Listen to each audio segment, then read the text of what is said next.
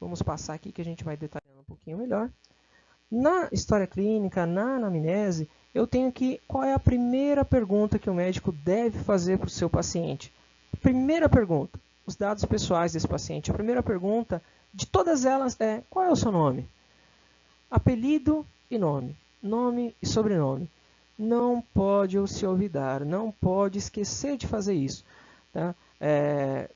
Uma outra doutora chegou a comentar que já chegou a cair e alguns colegas reprovaram por simplesmente não perguntar os dados pessoais do paciente. Nome, sobrenome, idade, são os principais. A segunda principal pergunta é: qual é o motivo de consulta? Segunda principal pergunta: motivo de consulta. Por que aquele paciente está ali? Por que ele veio acudir até você? É claro que na história clínica você vai colocar o AEA, que são os antecedentes da enfermidade atual. Tudo aquilo que aconteceu com o paciente antes dele desenvolver aquela enfermidade. Quando ele começou a sentir-se enfermo? Quando ele começou a sentir-se doente? Quando que começou a enfermidade? Quais foram os sintomas que apresentou? Como evolucionou? Olha, começou com uma pequena dor de cabeça e foi aumentando, hoje está doendo da cabeça até o dedinho do pé.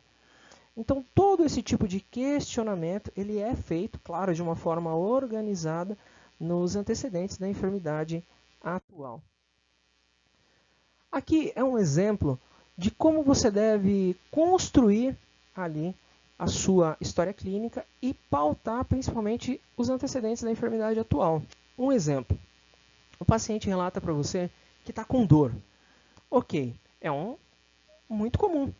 Agora, você tem que fazer algumas perguntas para você se embasar e saber como aquela dor evolucionou, aonde é a dor, a intensidade da dor, como começou. Vamos lá. Então, para dor, é muito comum seguir um protocolo, entre comilhas, entre aspas, da Alicia. O que seria isso? Então, nós vamos colocar esse mnemônico, que são as iniciais aqui, para eu poder lembrar. Tá? Alicia, o A de aparição.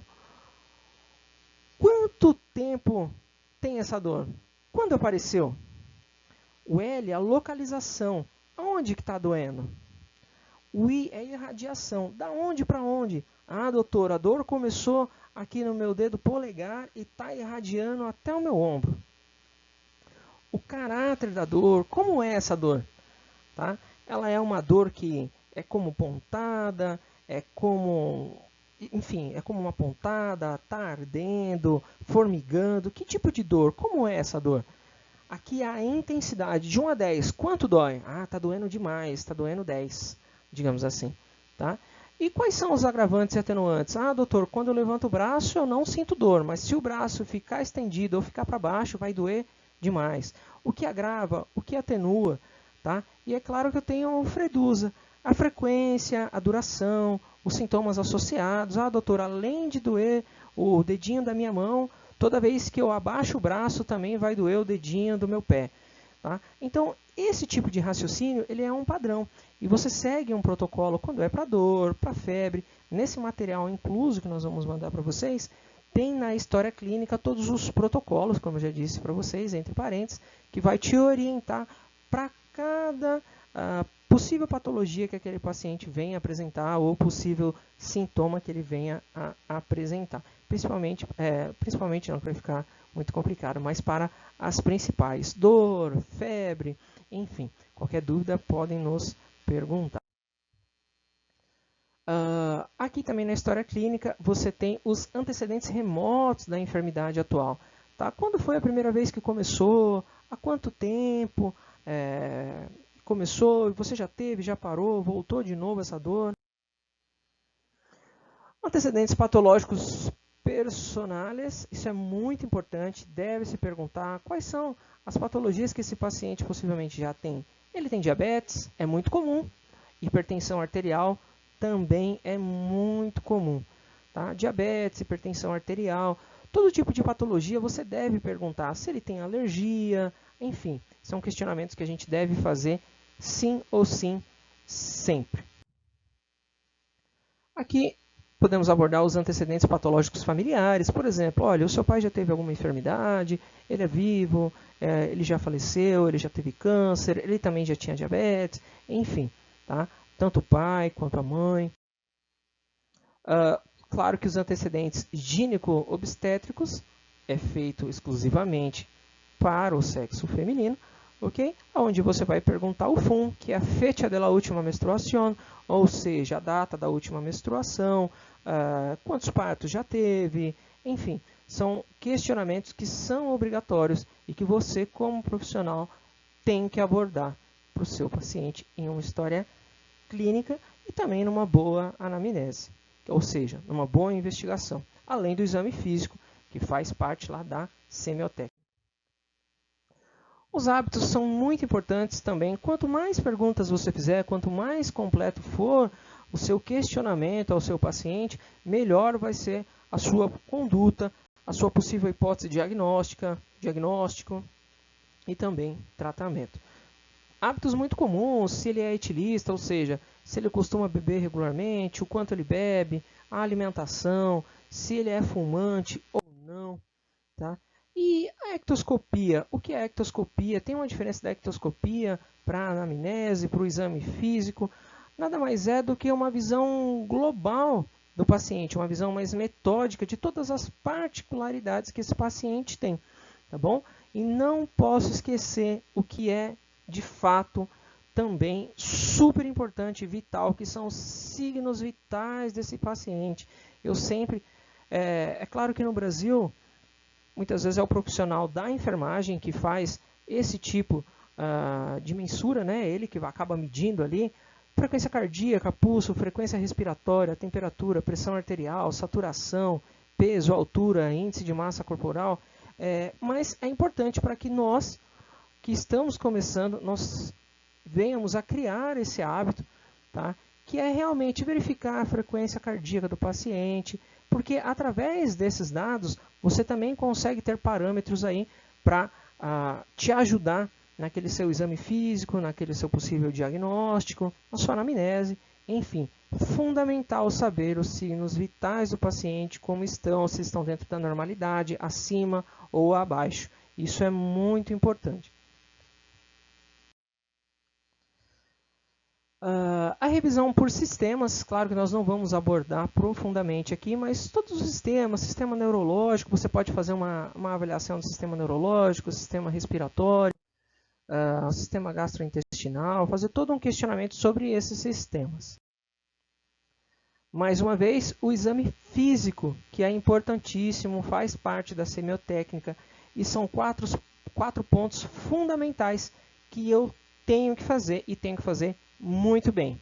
Inspeção, palpação, percussão e auscultação. O que é a inspeção? Tudo aquilo que o paciente entrou no seu consultório. Você olha para ele, o que você consegue ver? O que você está vendo? Esse paciente está caminhando bem? Como é a expressão facial dele? Você analisa tudo, visualmente. O que você enxerga nele? Tá? Isso também é extremamente importante, assim como a palpação. Aquilo que você não viu, você pode sentir através da palpação. Você pode se utilizar de manobras específicas para identificar uma possível enfermidade.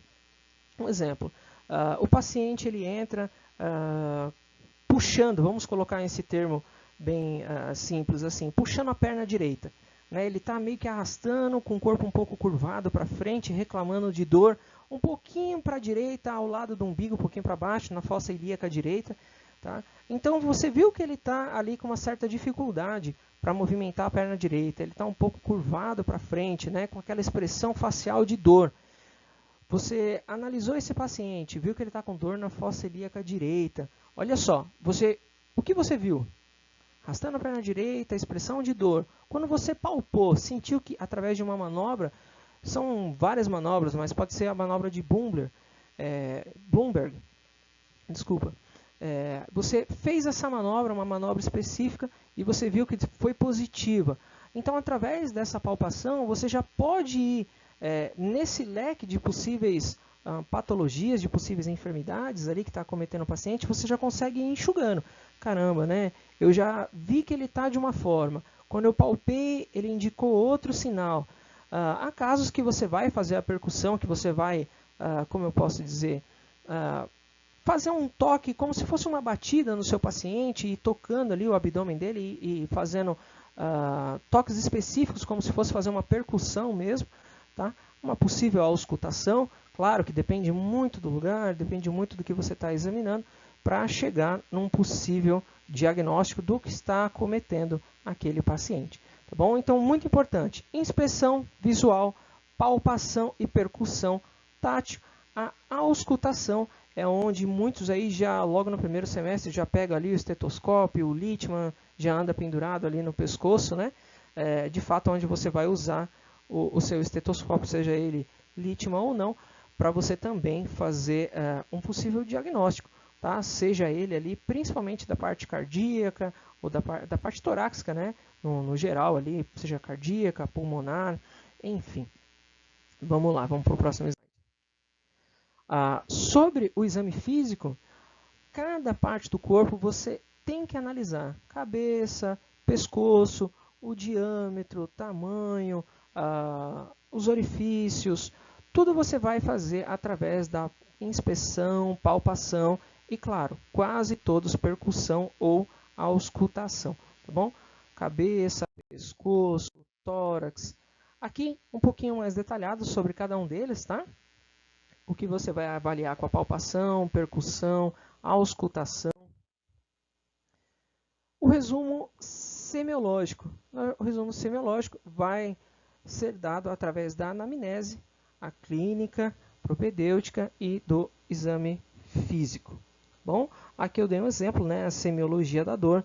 No material anexo tem lá um caso clínico e toda a semiologia desse paciente como exemplo para aquele que ficou curioso aí, quer saber um pouco melhor como é feito, ok?